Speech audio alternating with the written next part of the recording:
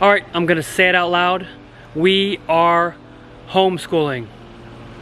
It is a daunting task that my wife and I are actually pretty nervous about, but we are fully prepared to figure it out. And one of the ways that we're gonna be doing that is the focus of this video. I'm gonna be building my daughter a desk. That way we can legitimize the work and effort that she's doing and make her feel like she has somewhere to go to get stuff done.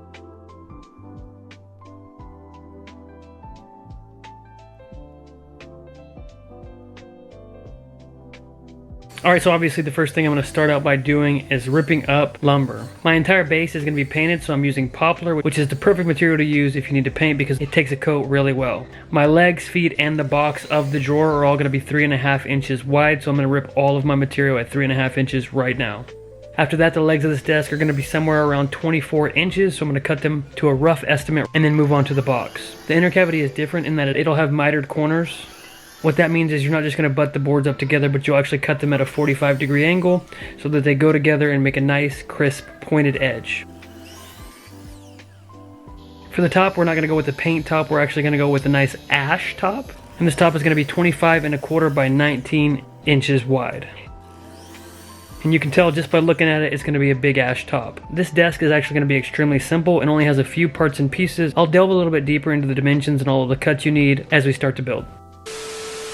The first thing I'm going to do is assemble the desk cavity because everything will be built off of that. All that requires is taking your two 14-inch side pieces and nailing them directly into your two 22.75-inch front pieces. I'm okay with nailing them in right now because I'm going to go back in later on and putty all of my nail holes. For the underside of the box, I could have just nailed a piece of 1/4 inch to the bottom and called it done, but I want to make it look nice and seamless, so I'm going to route out a groove on the inside and then inset that panel. This next portion of the video gets a little bit more complicated because I'm going to try to do some fancy joinery.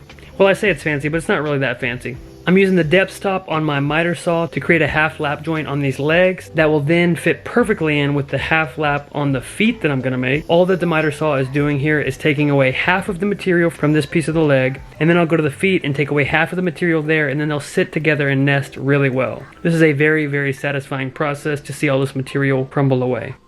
As you can see, they fit perfectly with just a very, very tiny reveal, which I really like. After I made the foot and the leg of this desk snug with each other, I went ahead and took half of the material away on the top of that leg, and then I cut a 7-degree angle so that when I take them to the box that I previously built, not only will it gently hold the desk, but it'll hold it at a nice working angle.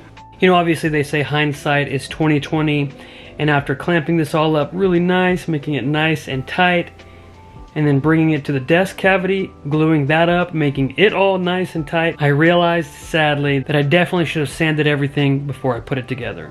But this would not be the Reformation Woodshop if I didn't make things more difficult, so we are just gonna roll with the punches.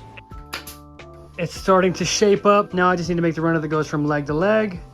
I'm realizing now I wanted to round over these feet right here and make them look nice and profiled, and I should have done that before I attached them to the box, but we can make it work. We'll figure it out.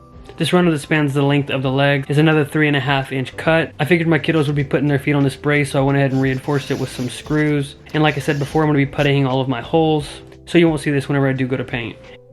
And a step that probably should have been step 3 is now step 7, rounding over these feet just to give it a nice edge profile.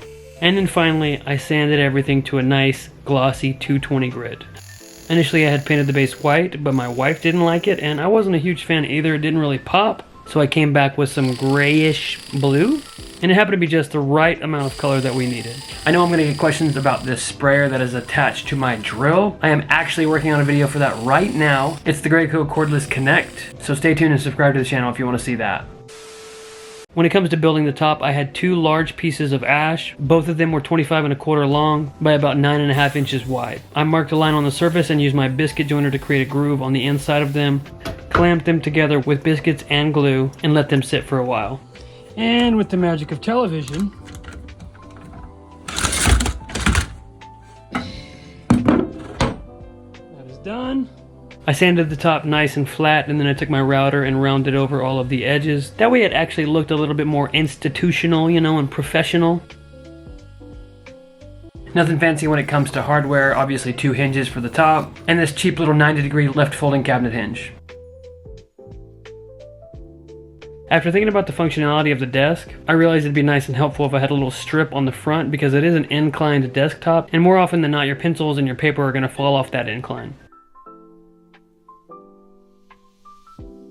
I actually went back and added a divider on the inside of the desk. I wanted to make it a little bit more organized. The last thing we had to do was add a clear coat to the top surface of the desk. My wife just brushed on some polyacrylic, sanded, brushed it on again, sanded, and then brushed it on again. That way it's a nice, smooth, glossy, glass-like top. You ready for the grand reveal or what?